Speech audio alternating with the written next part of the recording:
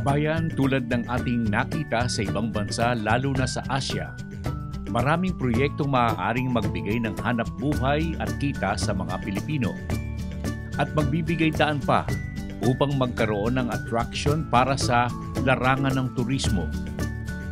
Bukod sa mga magagandang tanawin at bayan at lalawigan sa Pilipinas, maaari ding magbigay ng pagkakataon sa ating bansa na magamit na proyekto ang ilang alagain sa larangan ng pananakahan at pangisdaan. Tulad halimbawa ng pag-aalaga ng mga ahas at buwaya na mapagkukunan ng gamit sa maraming paraan sa kalusugan, pangangatawan, hapagkainan at sa mga industriya. Ang ahas, kabayan, balat at karne nito ay gamit sa maraming paraan. Ganoon din sa buwaya. Sa pagkukulti, malaking kita na ang ibibigay ng mga nasabing hayop. Taning ng balat, kabayan. Bueno, unahin natin sa araw na ito ang buwaya o crocodile. As early as the 70s hanggang sa ilang dekadang lumipas, naging bahagi ito ng pagpapakitang gawa ng ating alamin sa telebisyon. Naunang naging bahagi ng ating alamin ang isang nag-aalaga ng buwaya sa lalawigan ng Bulacan noon, si Ginoong Saldana, at nakaugnay ng ating palatuntunan.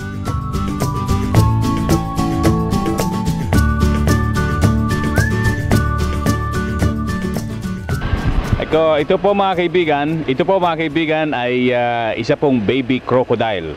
At isa po sa mga alaga ni Ginoong Romy Saldana. At ang tawag dito, boy, anong tawag dito? Lamay. Lamay. Bakit tinawag ng lamay? Dahil hindi rin masyado mabuto eh. Hindi, siguro malaman, kaya po tinawag ng lamay. Ito po ay matatagpuan sa iba't ibang dako ng ating kapuluan, lalong-lalo na sa Mindanao.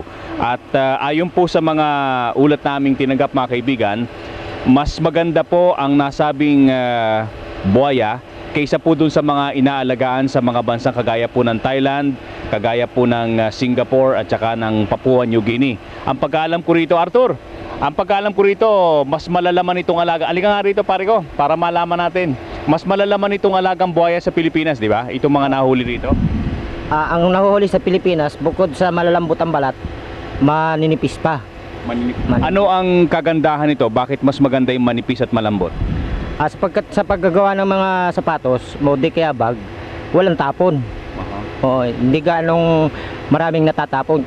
Hindi katulad nung buto na nanggagaling sa ibang lugar na marami ang tapon. I see, kaya pala ganito. Ito bang ganito, Arthur? Pwede namang kunan ng balat ito?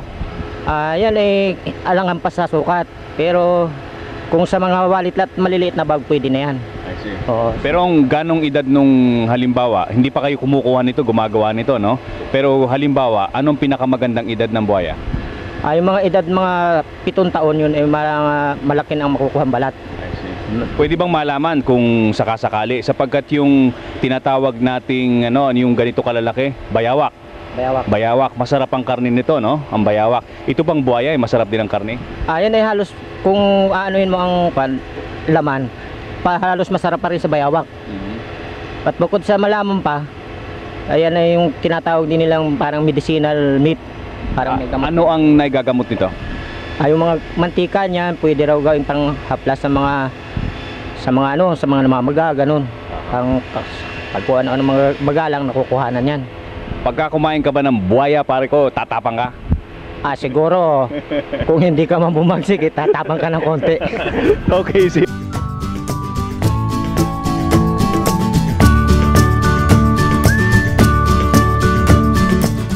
Mula sa Bulacan, dumaan ng maraming taon, kabayan.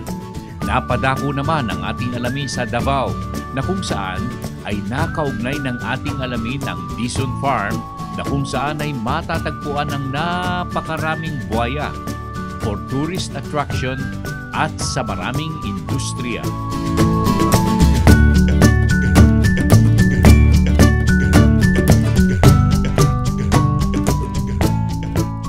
Ray, mga ilan na ito? Almost ito nga kulungan sa 130 pieces sa crocodile. 130 pieces, but all in all, mga ilan ang buhaya mo? Mga almost 2,000 head crocodile. 2,000 na pala. Tayong bilang natin 1,000, ano ha? Sa 2,000, mga ilang caretaker ang namamahala? Sa pamahalaan ng nagdala, 2 lang tao pero may isang operasyon na nagdala talaga. Baka kako 12 kayo, hindi mo makita kung nasaan yung 10. Hindi mo na makita kay pareho lang kamukha eh. Pareho lang kamukha, hindi maiba-iba yung mukha eh. Ibig sabihin, yung nag-aalaga at saka yung mga buhaya magkakamuka? Hindi. Ang buhaya. Okay. At ibig sabihin, pagka yung mga nag-aalaga, do you take the necessary precautions para walang aksidente? Talaga, mag-alaga ng buhaya, kailangan safety, alagaan tayo yung safety first. Doble ingat talaga yung mag-alaga ng buhaya.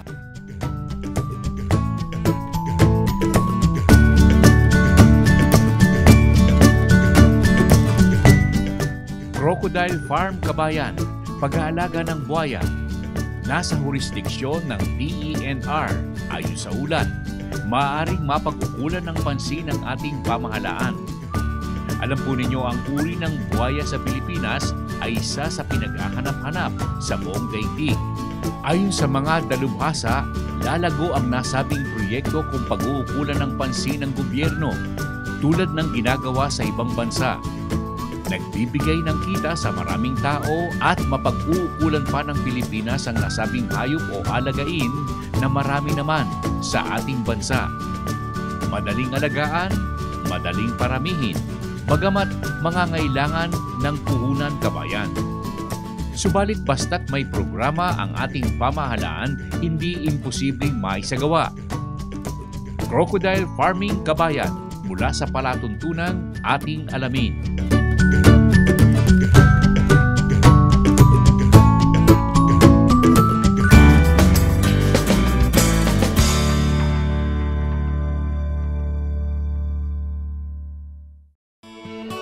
The Filipino local flavor never ceases to amaze one's taste. It brings you home to the good old times. Jerry's Farm Products, available at selected leading supermarkets and dealers. Kabayan, talagang hindi matatawaran ang bisang taglay ng Feed Pro. Malaki po maitutulong. Una-una po, natural siya. Halos organic na rin po. Yung Feed Pro ay maganda. Ang pakain nila, talagang nakikita na naman namin sa aming mga alaga. Talagang mga mabulas na sila. Talagang malalaman, hindi sila matataba. Before dito, nasubukan ko talaga itong babuyang walang na-research ko sa internet. Okay siya. Hanak nga, hindi ako nagpaligo ng baboy buhat nung from Habik hanggang sa ibenta ko. Hindi ako nagpaligo kasi wala akong time. Dahilan kung bakit lalong dumarami ang gumagamit ng Feed Pro. Sa Feed Pro Kabayan, makatitiyak kayong lalaking malusog ang inyong mga alaga. Ang Feed Pro ay walang halong anumang kemikal, hormones at antibiotiko.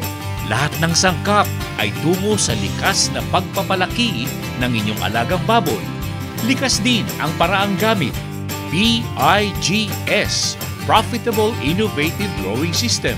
Bawas gastos, bawas trabaho, at halos walang masamang amoy. Kaya kabayan, pumaris na sa mga gumagamit ng Feed Pro. Lahat sila ay nasisiyahan. Mag-Feed Pro na, kabayan!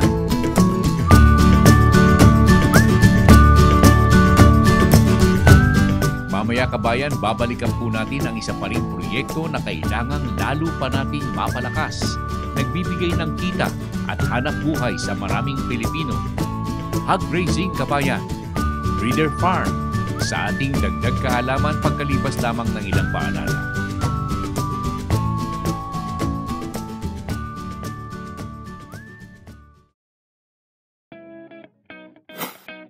You'll always need a cake to celebrate.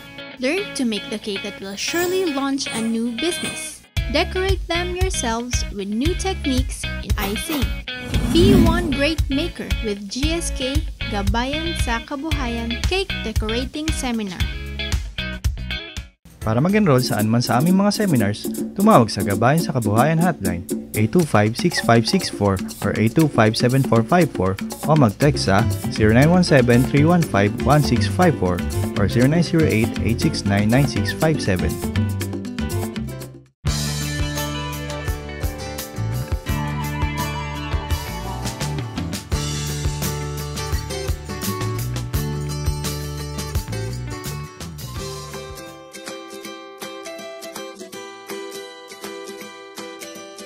Alam po ninyo kabayan, ang pag-aalaga ng baboy tulad ng ating nabanggit ay patuloy na lumalago sa buong kapuluan.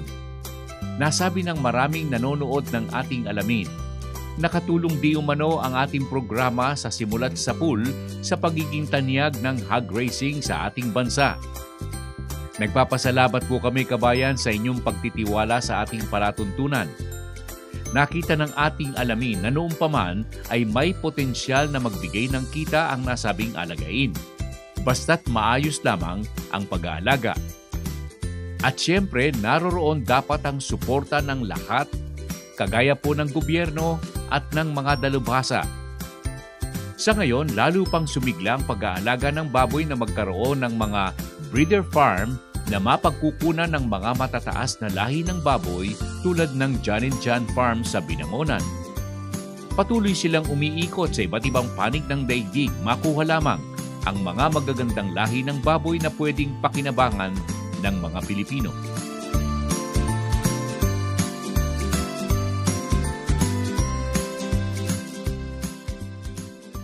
Ito bang bagong discovery nila na nakita mo? Makikita rin ba natin balang araw sa Pilipinas kung sakasakali man? Hopefully. Nag-uusap kami nung may-ari nung farm. Tinitignan namin kung ano yung feasible sa amin dalawa. Kasi malaki yung royalty babayadan mo sa kanya para bigyan kanya ng ganong klaseng breed. Yun. At doon sa nakita mo, sa 20 to 26, ang yung bang inahin, kaya niyang pasusuhin lahat yung mga kanyang supling? Kaya. Kasi for as long as i-maintain mo yung feeding requirements ng inahin, nasusustain niya kasi basically malakas siya talaga magpagatas. Pero yung pinakita ko sa yung 26 ang anak, outstanding talaga yon. On the average, nung pinakita niya sa akin yung record, 14.6 ang liter size. Pero sinabi mo, when you reach 20, huminto ka na. Huminto na ako. Bakit? Napagod na ako tsaka hindi ako makapaniwala Pero it bothered you so much, ito ba binabalak mo, ilagay mo rito sa John & John? May balak talaga ako. Actually, kala ko sa akin yung pinakamaganda tsaka pinakamadaming mag-produce Pala may mas magaling sa akin. Siyempre, kung ano yung mas maganda, di kumakatulong sa improvement ng baboy natin, why not?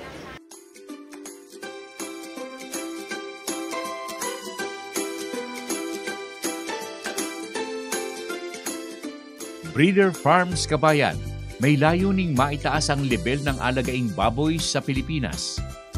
Kapag maganda ang mga lahing alaga, lalong maganda ang proyekto at kita ng mga nag-aalaga. Ang lahat ng ito kabayan ay talakayin sa ating dagdag kaalaman ng palatuntunang ating alamin.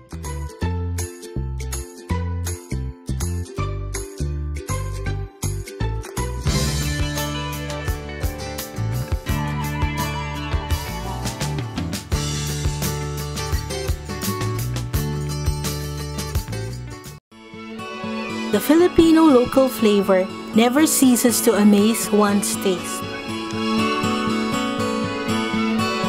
It brings you home to the good old times.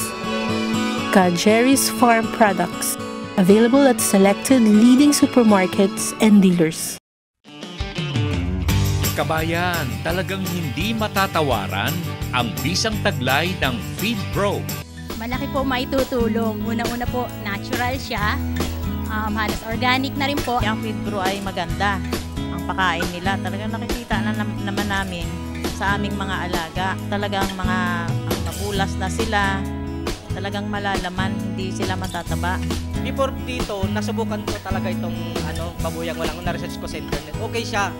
Hanak nga, hindi ako nagpaligo ng baboy buhat nung from week hanggang sa ibenta ko. Hindi ako nagpaligo kasi wala akong time. Dahilan kung bakit lalong dumarami ang gumagamit ng FeedPro. Sa FeedPro kabayan, makatitiyak kayong lalaking malusog ang inyong mga alaga. Ang FeedPro ay walang halong anumang kemikal, hormones at antibiotiko. Lahat ng sangkap ay tungo sa likas na pagpapalaki ng inyong alagang baboy. Likas din ang paraang gamit. PIGS, Profitable Innovative Growing System. Bawas gastos, bawas trabaho, at halos walang masamang amoy. Kaya kabayan, pumaris na sa mga gumagamit ng FeedPro. Lahat sila'y nasisiyahan. Mag-FeedPro na, kabayan!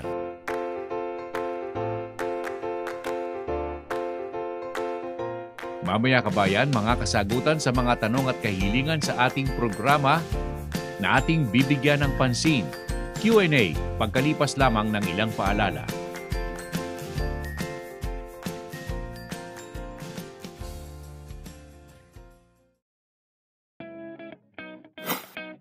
You'll always need a cake to celebrate.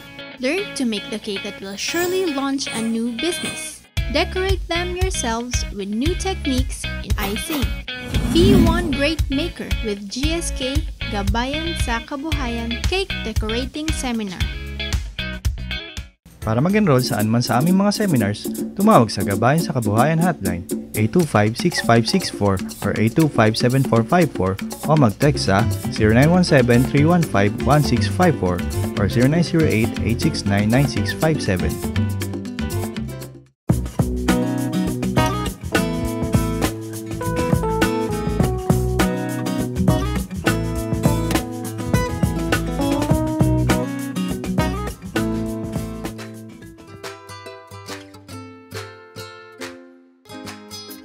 Okay kabayan, patuloy po tayo sa ating palatuntunan. Sagutin po natin ang ilang katanungan sa ating programa sa araw na ito. Unahin natin yung mga nagtatanong ukol sa iba't ibang uri ng manok. Yung Rhode Island Red kabayan may nagtanong kung saan maaaring makakita nito. May nagbibigay ng informasyon sa amin kabayan tulad po ni Miss Delia Saki, Marans Farm, sa Candon, Ilocos Sur. Ang kanilang telephone number 0915-751-9785.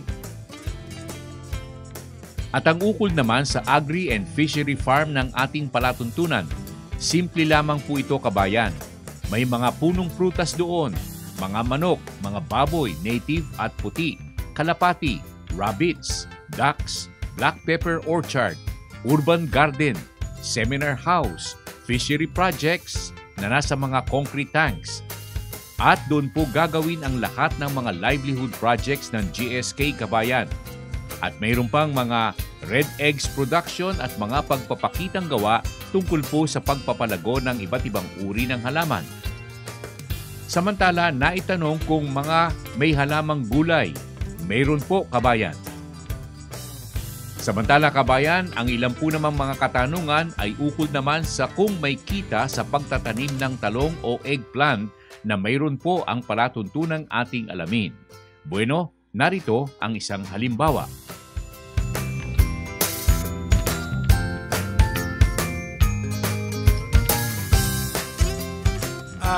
Ang masasabi ko po pagkatapos po sa pagtatanim ng palayan, kung wala po tayong irigasyon o dam, maganda pong magtanim ng gulay, lalong-lalo na ang pagtatanim ng talong na kung saan may mahabang harvest period po. Ito pong tanim kong talong na to, tinanim ko ng November, sinimulan kong anihin ng December, hanggang sa ngayon po, buwan ng Mayo na, magmamayo na po, ay pinipitasan ko pa po. At ito po ay matatapos lang ang pagpipitas bago sumapit ang tag-ulan. Ganon. Kung ang tag-ulan natin, Mayo, Hunyo, dyan pa lamang matatapos. Dyan pa ho matatapos. Pero ito po, hanggat hindi po binabaha ang talong natin o namamatay, po pwede pa po nating pitasan. Mga ilang siglo, ilang buwan, pwede nating masabing pwedeng pakinabangan ang talungan. Ang talong pong ito, kung hindi po babahain, aabutin po kahit 2 taon. Ganoon? Ibig sabihin, tumatagal siya ng ganong kahaba na nagbubunga? Tumatagal po ang talong na to hanggang 2 taon. Kaya pala yung mga farmer natin hindi nawawala yung mga kagaya sa Central Luzon, sa Northern Luzon, sa Cagayan, hindi nawawala yung mga talungan kahit na maliit na parcel ng lupa, ano? Opo, dahil ang kita po sa talong, kung masipag po kayo, magpatubig o magdilig at lagyan ng organikong pataba o kaya yung komersyo, hahaba po ang buhay ng talong natin.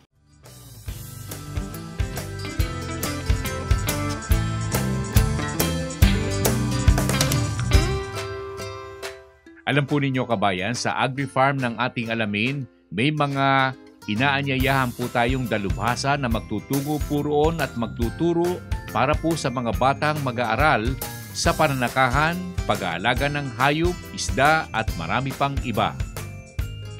Okay kabayan, ang lahat ng ito bahagi po ng Q&A mula sa palatuntunan ating alamin.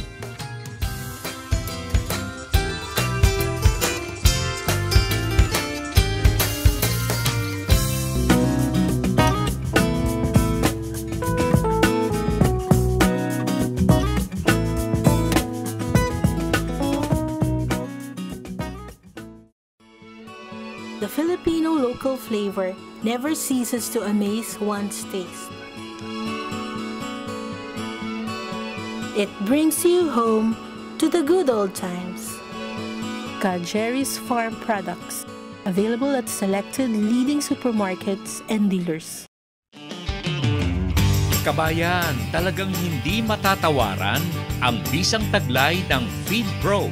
Malaki po maitutulong. Una-una po, natural siya.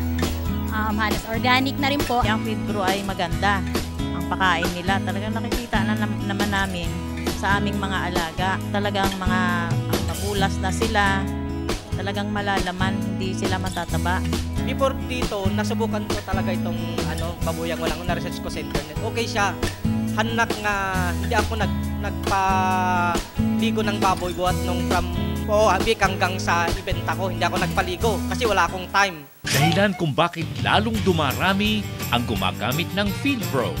Sa Feed Pro kabayan, makatitiyak kayong lalaking malusog ang inyong mga alaga.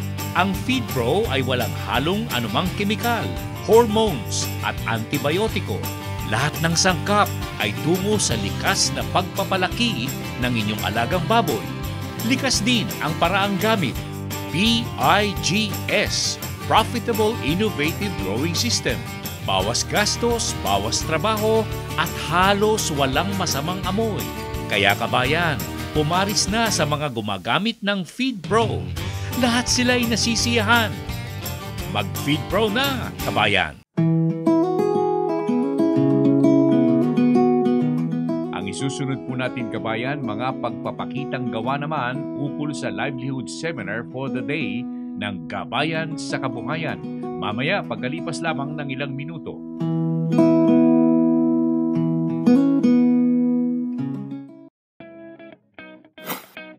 You'll always need a cake to celebrate. Learn to make the cake that will surely launch a new business. Decorate them yourselves with new techniques in icing.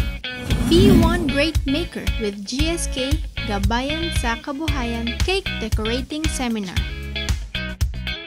Para mag-enroll saan man sa aming mga seminars, tumawag sa Gabayan sa Kabuhayan Hotline 825-6564 or 825-7454 o mag-text sa 0917-315-1654 or 0908-869-9657.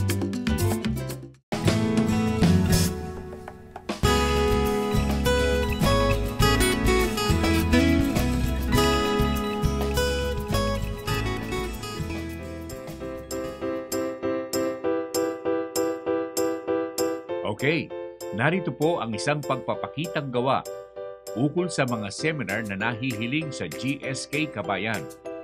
Alam po ninyo, may mga kababayan tayong nagtatagumpay na sa kanilang nakuhang kaalaman ukol sa mga proyektong pangkabuhayan mula po sa GSK. Narito ang isang sample po ng seminar na ating binanggit kabayan.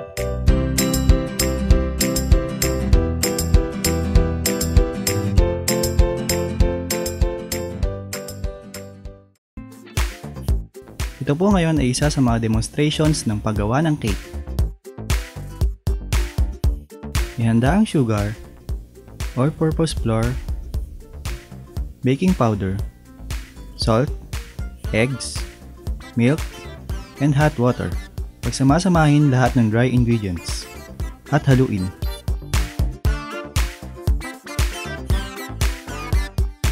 Pagkatapos haluin, ilagay ang hot water. Maaari na itong i-bake.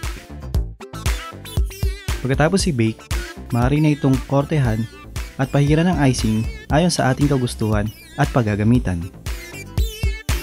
Ganito po ang finished product ng ating cake.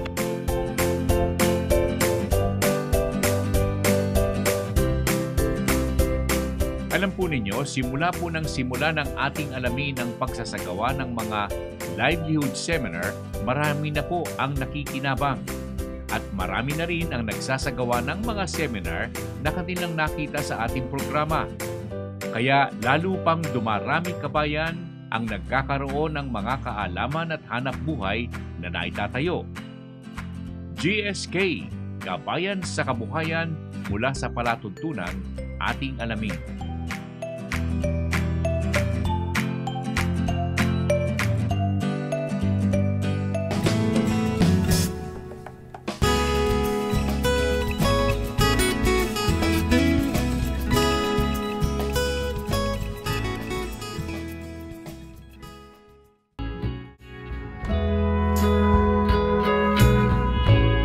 Mamaya, mga kababayan nating nakikinabang sa kanilang pagsasagawa at paggamit ng mga paraang makatutulong sa atin at sa ating kapaligiran.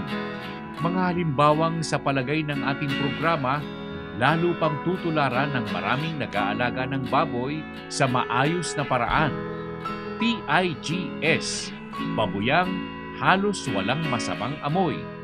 Sa ating extension service pagkalipas lamang ng ating alamin, Advertisers Directory.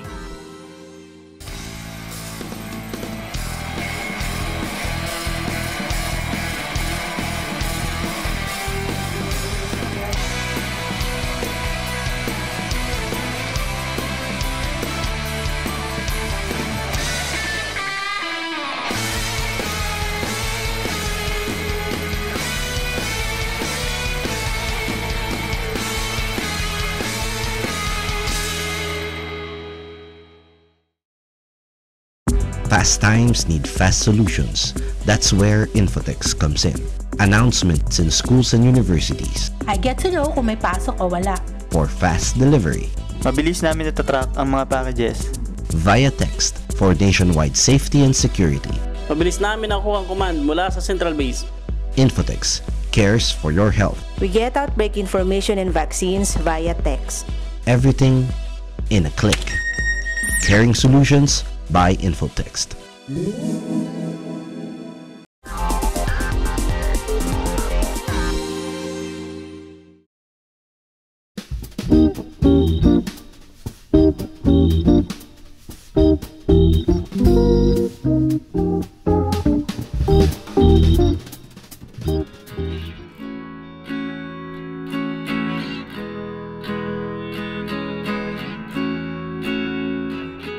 Alam po ninyo kabayan, simula po nang maipakita natin ang paraang PIGS o Babuyang Halos Walang Masamang Amoy, marami po ang nagkaroon ng pag-asang mag-alagang muli ng nasabing hayop.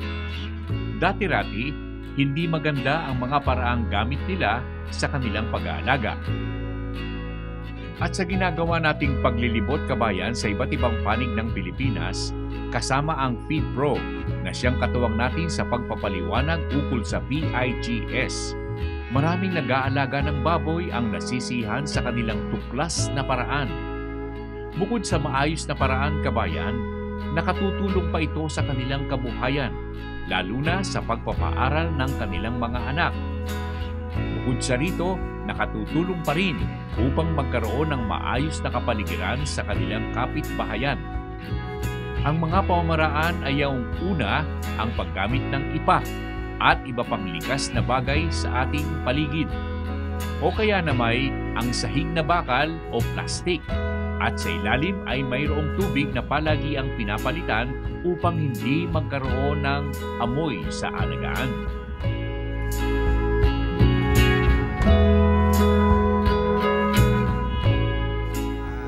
Tama po yung dating namin dito sa bayan ng Aritao.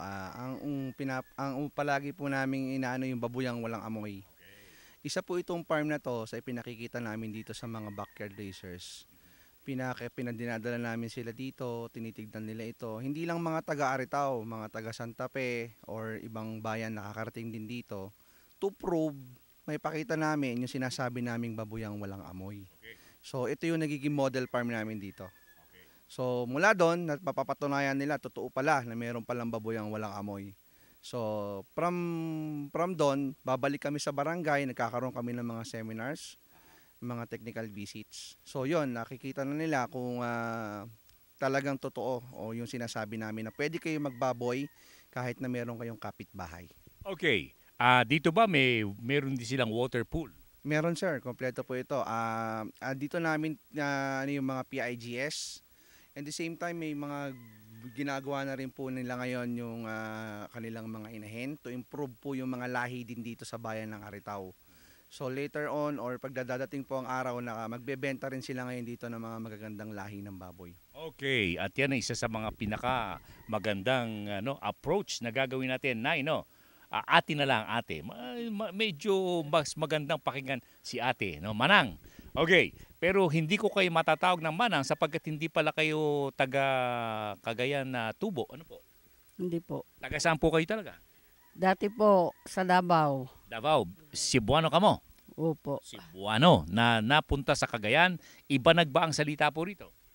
Hindi po, Ilocano. Ilocano talaga. Pero ang boses po niyo at tono niyo, Ilocano na. Okay, si Mrs. Catherine Siapno po. Siapno at saka si Joe Diesel. Aba, parang yung artista, di ba Joe Diesel yon? Di ba Joe Diesel yung malaking katawan? Si Vin Diesel.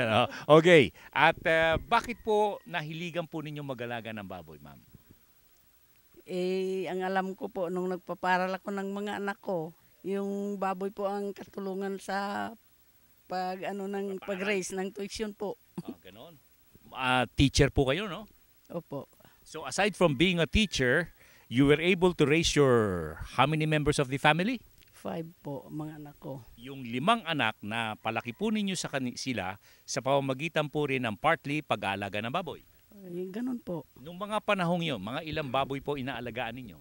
2 inahin po, saka mga patining. Marami rin, pero pag maliliit pa, binebenta na po. Benta na para maging kita na.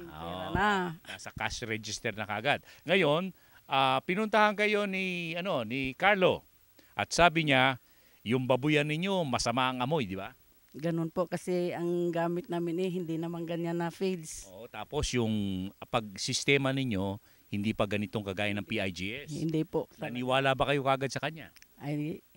Opo, kasi pinaliwanag naman po niya na ganito. Nangyayari, Napatunayan naman namin, talaga dami namang nagpupunta rito, wala naman silang naaamoy. Okay, pero meron akong suggestion pare, yung inahin. Yung inahin, simentado pa rin, di ba? Anong gagawin? Ayan sir, po yan pero ang design po kasi niyan, nakabakal na, nakaangat na yung mga pero doon po may part po na nakasimento pa. Meron 2 sistema dyan, kala ko si Vin Diesel to, Joe Diesel. Meron 2 sistema dyan. Yung pagka nakaangat po, dito po kayo ma'am, huwag kayo magtatago sapagkat nagagandahan kami sa inyo, si Catherine. Ang sistema pagka nakataas yung farrowing pen, yung buong farrowing pen niya, di ba meron ding ginagalaan ng mga biik doon, di ba? Kukulungin mo ngayon ng 1 hollow block paligid. Lagyan mo lang ng drain. Tapos lalagyan mo rin ng tubig na doon hindi na kinakailangan 4 inches. Kahit na 2 inches lang pwede na. Sapagkat pag bumagsak ang dumi at saka ihi ng baboy, hindi na makakamay.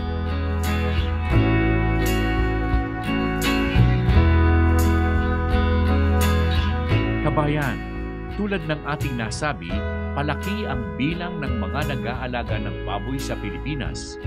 At ito ay nakatutulong hindi lamang sa mga nag-aalaga ng nasabing hayop kung hindi nakatutulong pa ito sa pag-unlad ng ating kabuhayan. Tulad ng mga naitala ng mga dalubhasa na kung saan ang baboy ay isa sa mga alagaing nagbibigay ng kita sa maraming Pilipino.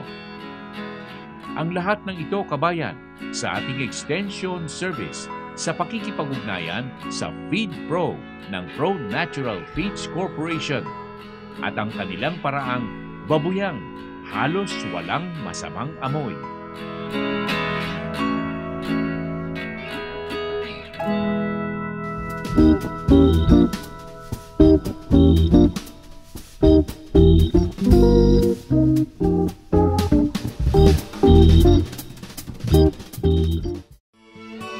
The Filipino local flavor never ceases to amaze one's taste. It brings you home to the good old times. Jerry's Farm Products, available at selected leading supermarkets and dealers. Kabayan, talagang hindi matatawaran ang bisang taglay ng Feed Pro. Malaki po maitutulong. Una-una po, natural siya. Halos organic na rin po. Ang Feed Pro ay maganda. Ang pakain nila, talagang nakikita na naman namin sa aming mga alaga. Talagang mga mabulas na sila. Talagang malalaman, hindi sila matataba.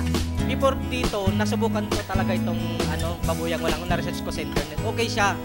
Hanak nga, hindi ako nagpaligo ng baboy buhat nung from Habik hanggang sa ibenta ko. Hindi ako nagpaligo kasi wala akong time. Dahilan kung bakit lalong dumarami ang gumagamit ng Feed Pro. Sa Feed Pro, kabayan, makatitiyak kayong lalaking malusog ang inyong mga alaga. Ang Feed Pro ay walang halong anumang kemikal, hormones at antibiotiko. Lahat ng sangkap ay tungo sa likas na pagpapalaki ng inyong alagang baboy. Likas din ang paraang gamit. PIGS, Profitable Innovative Growing System. Bawas gastos, bawas trabaho, at halos walang masamang amoy. Kaya kabayan, pumaris na sa mga gumagamit ng Feed Pro. Lahat sila'y nasisiyahan. Mag-Feed Pro na, kabayan! Mamaya, kabayan, mga talakayin. Issue ukol naman sa pag-aalaga ng isdang tulad ng tilapia. Kilala sa buong mundo at nangunguna na ngayon sa mga alagaing isda sa maraming bansa tulad ng Pilipinas. Pagkalipas lamang ng ilang sandali.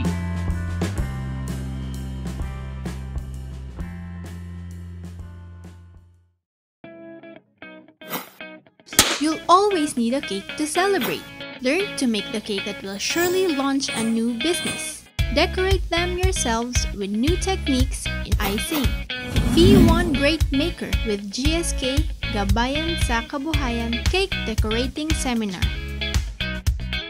Para mag-enroll saan man sa aming mga seminars, tumawag sa Gabayan sa Kabuhayan Hotline 825-6564 or 825-7454 o mag-text sa 0917-315-1654 or 0908-869-9657.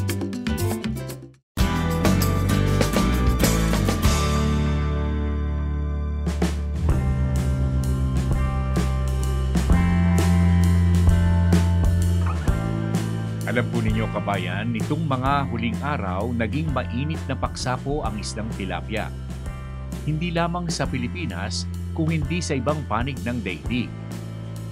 May mga lathalain na nagsasabing hindi nakabubuti di umano sa kalusugan ng taong kumakain ng tilapia sa dahilang hindi maayos ang pag-aalaga nito sa ibang bansa. Hindi po naituro ang Pilipinas, kabayan. Pinatunayan ng ilang bansang napakadaling alagaan at paramihin ang isdang tilapia. Sa Amerika, ang tilapia ay pang-apat na pinakataniyag na mga isda. Sumusunod po sa salmon at tuna at hipon. Kung pag-uusapan ang taglay na sustansya at vitamina at mineral, mayroon din at hindi nahuhuli ang tilapia. Mababa po ang taglay na taba. Maganda ang protina at may taglay na omega-3 oil. Subalit sinabi ng mga dalubhasa sa Estados Unidos na hindi masamang kumain ng tilapia, subalit hindi dapat na palagialaman. Sa kabilang dako, iniulat naman ng mga dalubhasa doon na ang tilapyang naipagbibili sa kanilang bansa na buhat sa labas ng Estados Unidos ay pinakakain ng mga maruruming bagay di umano. At ang maraming alagaan di umano ay napapaligiran ng mga plantang naglalabas ng mga masasamang kemikal na maaaring napupunta sa mga alagaan ng tilapia. Kabayan, kung pag-uusapan ang pagkain ng tilapia na galing sa Pilipinas at pinararami sa ating kapuluan, makasisiguro ang lahat, tayo pong mga Pilipino at mga dayuhan, na maayos at malinis ang paraang gamit sa ating bansa sa pag-aalaga ng tilapia.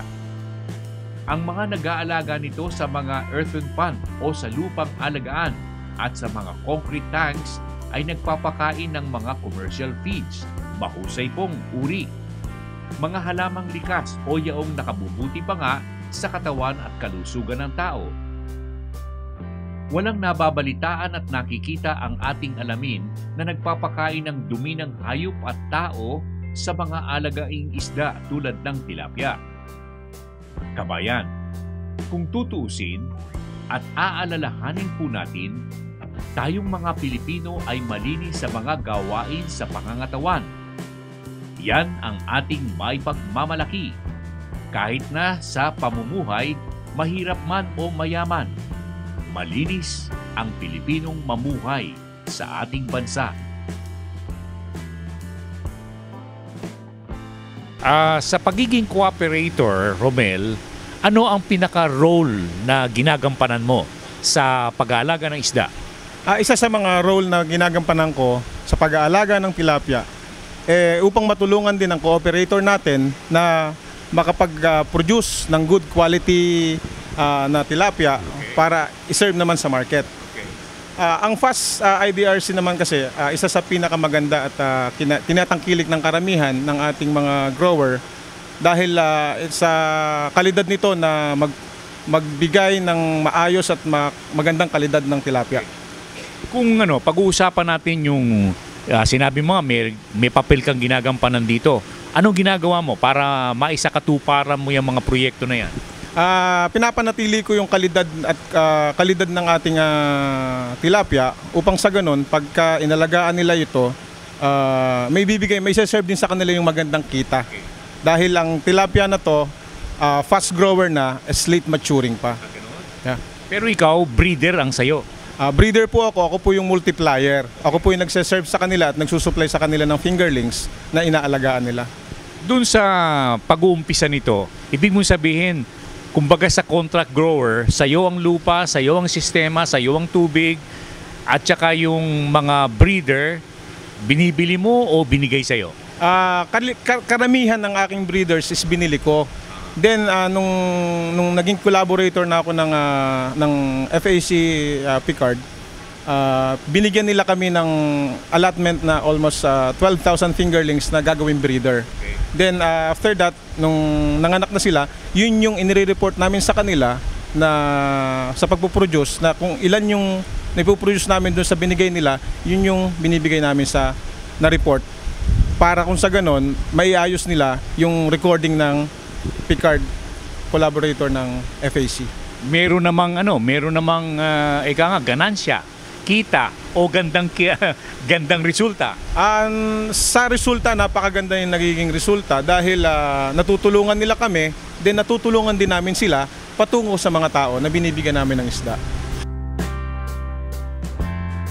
Kabayan, kung totoo man ang napalathalang hindi maayos ang paraan ng pag-aalaga at pagpapalaki ng tilapia sa ibang bansa tulad ng nabanggit sa mga ulat buhat sa Estados Unidos, masasabi nating maipagmamalaki ng mga nag-aalaga ng tilapia at iyong namimili nito sa Pilipinas.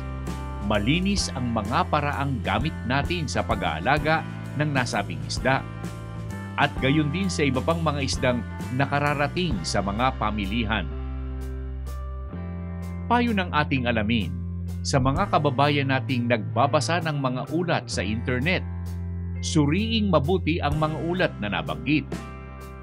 At ang ukol sa mga isdang tulad ng tilapia, makasisiguro tayong maayos at hindi marumi at lalong hindi nakasasama sa ating kalusugan ang isdang tulad ng tilapia. Tilapia kabayan, nataguriang St. Peter's Fish. Mula sa inyong lingkod ka Jerry Geronimo ng Palatuntunang Ating Alamin.